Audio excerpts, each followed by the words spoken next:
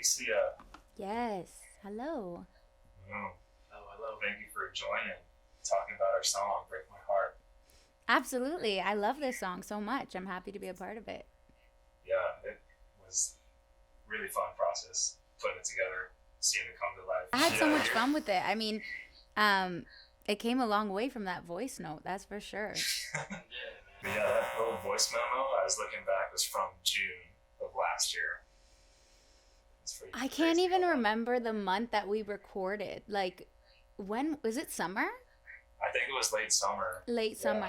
Yeah, I remember when you guys hit me up about the song, and you definitely didn't send me the voice memo. So you did something else. You like it kind of like elevated from the voice memo, but I was so impressed with the hook. You already had the hook and the whole idea for the song, and I just thought it was so smartly written, and I was obviously impressed by the production and the track as well that you guys put together, but the top line was really enticing for me to start co-writing on and work with you on, because it was just it has this like genius simplicity, and it's like, you know, the words we've all heard before, the idea that we've all felt before, and then this melody where it's so hooky and it's so like catchy that you can sing it back after listening once. And I think that's sometimes like the key to a great record. So I wanted to be a part of it, so thanks for hitting me up. Oh my gosh. Absolutely. Yeah. I mean, you took it to a whole different level. For sure. Thanks. I think we just had that idea of like a vocally driven kind of house track that's kind of in right now, that sound that's darker, a little deeper. Mm-hmm. And I mean, when you sent it back, it was just like, oh, we got to get this done and out. Absolutely. Yeah. I'm so. I mean, the release happened really, really quick, but you guys are killing it. It's. Yeah, I'm proud to be a part of it for sure. Yeah. I guess a little bit more about you. You've been in the game for a good minute. A hot minute, yes. Do you want me to like talk about that? It's been a while. Next question. I just kind of like, that was like an improv class. You're supposed to do like yes and, but I just totally shut that one down. I'm like, yep. Right. Cut it.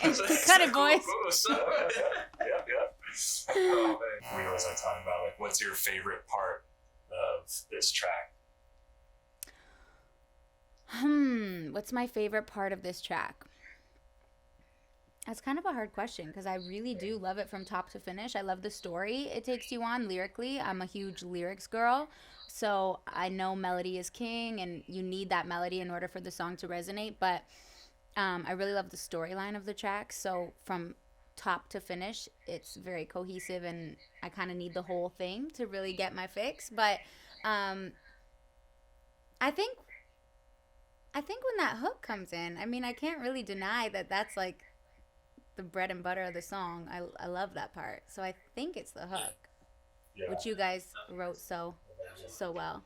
Honestly, same thing. Like I love how it builds to it, and like it just kind of stops, and you hear like just the bass and Aleesia's voice. And yes. It's like, oh wait, like what's about to happen? Like, remember when I heard that? I was like, damn, it's about to go down. Like, it's about to go crazy. So yeah, I think that's my favorite part. Yeah, it builds. The energy builds so nicely in this song. You guys really killed the production. I think that ties into why it's so catchy, because you get just like these two elements just working together. Kind of sticks with you for that. It's really cool.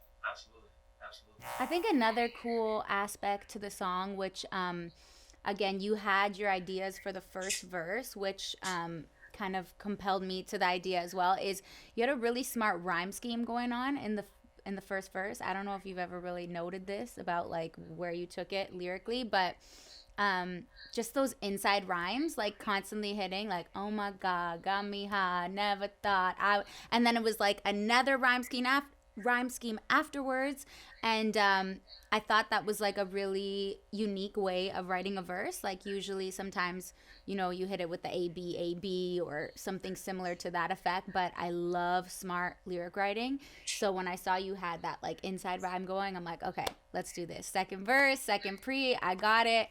And let's just keep building this story. But I thought that something that was impressive about the song, like in the whole process, was just how fast it was. Like I feel like we wrote the song in like a day. I mean, I don't know when you guys wrote the first part of it, but like it really was a quick process. Absolutely. Yeah, you came back with that second verse in the same kind of like rhyme scheme too. It was like easy, so quick, like you said.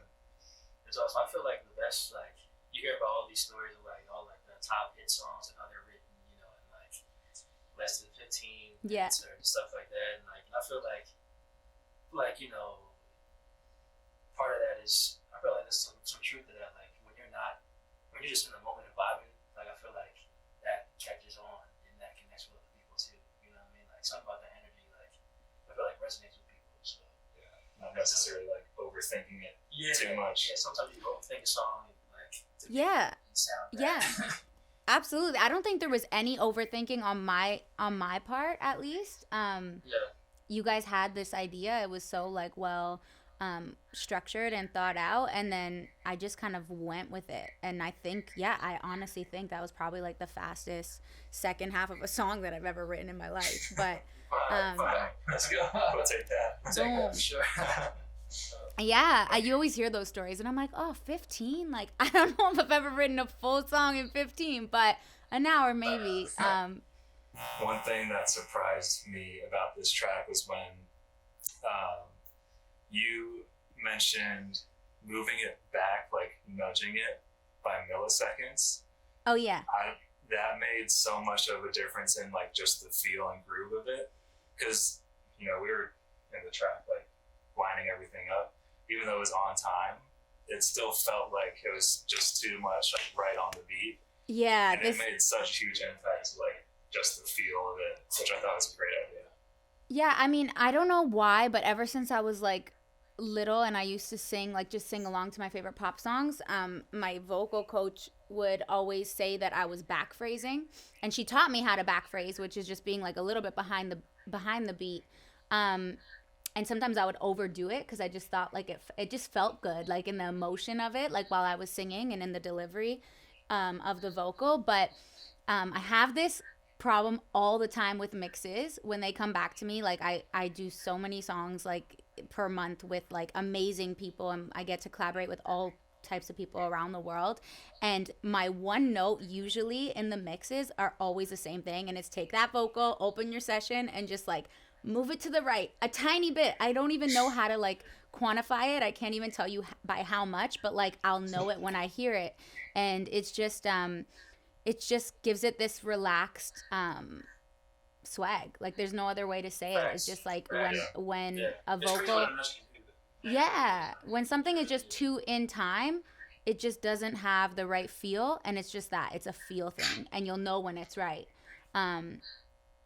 Maybe that comes from like my dance background, because like you're always taught not to like anticipate your accents. Like you always want to almost be behind the music a little bit, because then you get that emphasis and it hits harder. So maybe it comes from that, but I don't even remember telling you that, but I'm not surprised by it because I say it on almost every mix I get back. So I'm glad you thought it helped, because I love where the song ended up. Yeah, I feel like it was such a like pro move, just made it such a key thing to the track.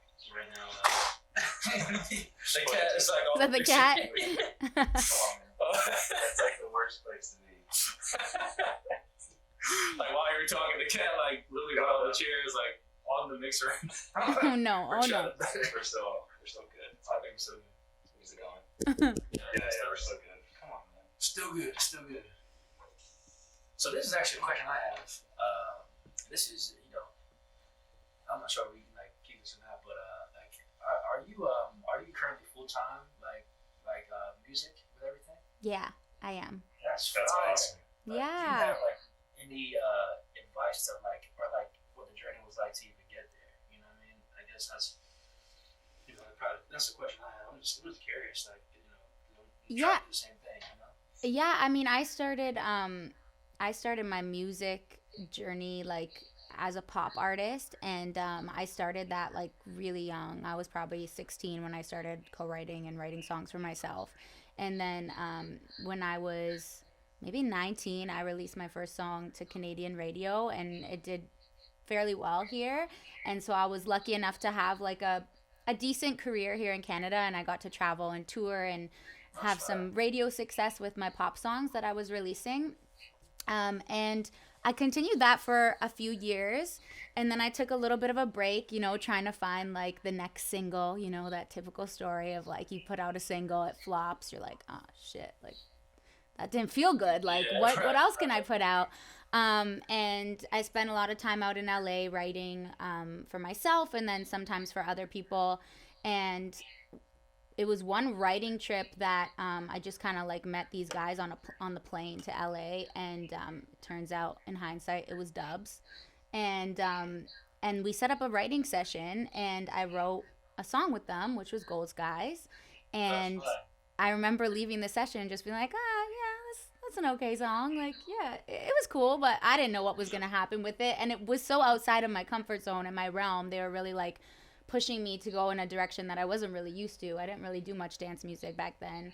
And dun, dun, dun, dun, Gold Skies happened. So my career kind of morphed into something I didn't really expect. Of course, like my pop music had a dance element for sure, because I was a dancer like my whole life. So that always came hand in hand for me. But moving into this like electronic world was something that kind of fell in my lap after Gold Skies, and I really loved it. And so I still write like the pop, the R&B, I still write K-pop, and then I have this whole other side of me, this dance electronic side that I do as well, and I really, really love it. So with that being said, I kind of got to be able to do music full time from, I guess, obviously, like the more you do, the more success you have. And then also, I'll just shout them out, Sound Better. I mean, they're not paying me for any ads, but I don't know if you guys know about Sound Better. But Sound Better was really like a godsend through the pandemic, because, I mean, obviously there was no shows, there was no live shows. There was no live sessions. Like people weren't sessioning and writing together to see where you could pitch the songs and what kind of success you could have. So the fact that I have a home studio, and the fact that Sound Better was like connecting me with all these really cool acts around the world, was great. And so I was able to continue to do music full time. Yeah, I mean, it's just. That's dope. Congratulations, man. Like, thank you. Thanks so much. And congrats to you guys. You guys are killing it. Like, I mean, that is so ambitious to put out a song per month for a year. Like, that's daunting, and that's like stress. I feel the stress in my chest for you. Every time you hit me with like, okay, and this is gonna come out. Now we're gonna do this. I'm like, okay, you are? Nice. Okay, go. Go. I love it. I love it. But thank you so much. Yeah. it's ambitious, and like you guys are gonna be like the next. Like, know it. You will. Like, you guys really are like super talented dudes, and like your music is hype. So people are gonna love it for a very long time. I truly believe that. So much. Appreciate it. It's world, thank you. Yeah. What I want to know is, who broke your heart? Who came up with this song? Because it wasn't me. That's a good question. I don't know where the writing started. Oh man. Yeah. It might have just been like that line is so common, and I think just the like syncopation came to my head. Yeah. With like the bass line, it might have been just like that bass line was kind of written a bit, and I knew I was thinking like a vocal right up like over it. Yeah. I think that's how it came about. I don't know if it was a specific story that made it happen. Okay. But I think from there, like all the other lyrics that came out were just kind of like pulling in from either personal or like friends of us kind of stories, like how they feel in those situations, and tapping into that. Yeah. There's beauty in the simplicity of the concept. Like I always say, like you don't always need to blow people's minds with like the uniqueness of like, I've never heard a song about that before. You know what I mean? The concept doesn't have to be anything catastrophic. It can be super simple, super relatable, and super universal. And then, you know, it's just in the way that you write it and the way that it matches and pieces together with the melody that that is special. And like obviously you try and take an obvious concept and kind of write it in your own way, and in the verses you can do that kind of storytelling, right? And those inside rhymes and all those little techniques that we talked about earlier. But yeah, it's a great heartbreak song at the end of the day.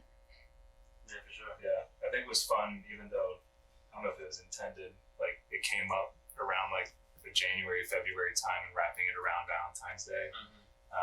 I think really sparked some of the visual concepts and everything to wrap it around, which was fun too. Oh yeah, I loved that. I was all about it when you said it was coming out in February. I'm like, of course it is. Perfect. Yeah. I know a lot of people that listened to it, and they were like, they're happy that there was like an anti-song, because there's a lot of there's a lot of breakup that happened before Valentine's Day. So I think it was good to kind of reach the people that were heartbroken. And it's not like a depressing heartbreak song. Like you could totally be partying on Valentine's Day to this. Yeah, song. Yeah. I mean, you're probably drinking your problems away. So like it was a good party song right there. Absolutely, I love it. Man. That happened to be this one. Was there anything you would change about the song? Nothing. It's 10 out of 10. Yeah, I'd give it a 13. Everything is dope. I feel like the only thing I would change is more people listening. That's it. Yeah. I was just gonna say, like, let's up the streams, like, get people to like really hear it, get it on some playlists, and give it the ears it deserves. But other than that, I feel like personally, I mean, I don't want to speak for you guys, but I know you were too, because you guys are like, I loved working. Our creative process was super seamless and super quick. So I can only assume you guys are this way too. But when you're really meticulous through the mixing process, I don't think you have many regrets or things you would want to change once the song is released. And that's like one thing I always say to people I'm collaborating with when I feel like a bit of a psycho and I'm like nitpicking on all these little things in the mix. I just always want to say, like, I don't want to leave any stone unturned, because once that song is out in the world, like, I've released songs before where I'm like singing an ad lib or singing a melody change every time I hear it in the car, and I'm like, fuck, like, I should have done that. Like, there's a reason why I had that, like, you know what I mean, in my mind. And like, I didn't fix it, and now I regret it. So I never want to have that happen. Yeah, absolutely. No, I feel like it's just, although like it sucks to be a perfectionist, like it's also a good thing to be as well, like, because it gives you the best like product. You know what I mean? Yeah, absolutely. Oh yeah, man. Let me tell you, the amount of so I record my vocals in Logic, and like all of the amount of like takes I have on just like one like or like it just is crazy, man. But like you just when you feel it, it's good, Like, absolutely. You have to, it's like that gut feeling. For all the flies on the walls, if they could only see how many times you like do a whisper take, break my heart. It's like, no, that wasn't right. Break my heart. Exactly. It's like so weird. All the layers and it's yeah. Oh man. All right. So another question. What would you say your favorite like part of the process is, like the writing or the singing or like the vocal performance of the song? You know what? This is gonna sound like a cop out, but like it kind of depends on the song. Gotcha. Okay. Because I mean the voice has to do some work on certain records, and so some songs are fun to sing. Like this song is super easy in my range. I love the melody choice, and then like I love like bringing out the color in the simplicity of the melody with like the vocal texture and stuff. So this song was really, I would maybe say that this song was more fun to sing than to write, partially because I wrote only half of it, and partially because it was just a really fun song to sing. But some songs, I mean, I just like get lost in the lyric writing and the storytelling process of it, and that's kind of my favorite part. And then there's other songs where I remember like that night at 2 a.m. when I just put my headphones on in the dark and like scattered all the melodies and came up with something magical. So it really just depends on the song. I'm sorry if that's like a cop out of an answer, but Yeah, I feel you though. Like it's it does definitely depend on the song. You know what I mean? Like I've had songs where like it's like way out of my range. Yeah. Where you just do what you gotta do. You're screaming and you're like, oh, there's gonna be some Yeah, damage here. exactly. A lot of lip trails and like in between and like drinking tea. Oh my God, so much tea. But yeah, I feel that. It's a cop out, but at the same time, it's a good answer. There is, I mean, obviously, when you get to like actually bring the song into the session, I work in Logic too, and like when you get that take and you're like, damn, that was it, or like you're able to comp a take that you're like, oh, I just love this word and it's matching up perfect, and then what kind of takes the cake, I guess, which is the side of the question that I kind of missed, was once I get to stack the vocal. Like, I mean, singing the leads are one thing, but like once I get to like really stack it up, do the harmonies, do the whisper takes, do the doubles, and then like see how this simplistic idea, I mean, nothing about writing a hooky, catchy melody is simplistic at all. I'm not downplaying that, but like it's just like when you think about it, it's just you're singing this one line, right? And then after you add all of these layers, it becomes something like super textured and colorful, and it's like it really is magical. Like that's when you get that sense of satisfaction that like, damn, like I really wrote this, like I did this, I sung it, and like it's great. So that's kind of probably my favorite part. Yeah, I don't think people appreciate how many, like you said, layering goes into making a good vocal line. I think during the chorus of it all, there were probably 12 different tracks of you running across, and that's what makes it sound so good. And like, I don't know, a normal listener wouldn't pick out harmonies or like this lower octave or doubles or why it sounds so big. Not at all. It's just like, I feel like that's where the talent comes in too. Is like you can have, it's like so much is going into it, but it just sounds like one cohesive thing. It's very very simple. That's where the skill is. That takes talent. That takes that's years of like practicing to do it the right way. So. Yeah, absolutely. It comes with time. It comes with experience. So, absolutely. Yeah. Very dope. Damn. Any more questions? Let's see. I don't know. Did we hit all the list? Dude, I don't even know, bro. My heart just got moving. Let's see. What's your favorite color? Favorite color? Oh man, that changes like all the time. You go first, bro. I gotta go with red because it's been probably the longest, but I really like some shades of yellow currently. Yeah, like a nice like mustard golden, like bright, like Pulp Fiction yellow.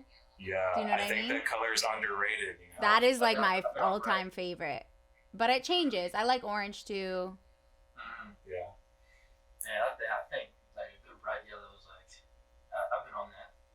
But I think my favorite color right now. What's my favorite color? If I had to say, I'd say green. I was just gonna say you're gonna say green. I'm the same way. I knew it. I was like, he's gonna say green. You right here. Yeah, green is just like money's green. Yeah. Grass is green. Two things you need. You need them. The main elements right there. I love it. That's another one of those colors that it's certain shades you can get though. Yeah, go a long way. Oh, for sure. Oh yeah, like a lot of fades. I think I'm on like a very just bright, like a highlight green right now, like super neon. Yeah, neon feels like what you got right there. Out there. Yeah. You're in a loud era, I guess. I like it. I like, honestly, my favorite color in the last few years is that yellow, that like sunflower yellow, that like mustardy kind of gold yellow. I like orange. Yeah. I don't know. I go through eras for sure. Like for the longest time, it was like pink and turquoise. So basic, bitch. But I loved it. And now it makes sense with the Break My Heart, like why you already had a lot of pink like there. So. Absolutely. I love pink and red together. That combo is like hype. So when you guys came in with the artwork ideas, I was like, yes. Too, you found. So good. Yeah. Yeah, they turned out fine. So good. I love that. The crushed candy with the. Also, I feel like it doesn't really matter the color as long as you rock it. I mean, the first thing I thought, I feel like I'm a 90s baby, so I feel like it just brought me back to high school when all the guys were in the pink Lacoste polo. That's what I thought too. And I was like, oh, I'm kind of cringing, but it's not the color. It's just like that whole time. It's like, oh my God. I had a Lacoste. It was like pink, and it was like light blue. Like, Did you have double? Did you do the double? Yeah, Don't tell right. me. Had the double, bro. Had the double, man. So That's like, great. Maybe not the pink Lacoste. I don't know if that's gonna ever come back for me. I don't. I'm gonna bring it back this year. You're gonna prove me wrong. Just gonna rock it. Lacoste only. Lacoste, yeah. We all just have the Lacoste model with like Fortune favor merch right there. Ooh.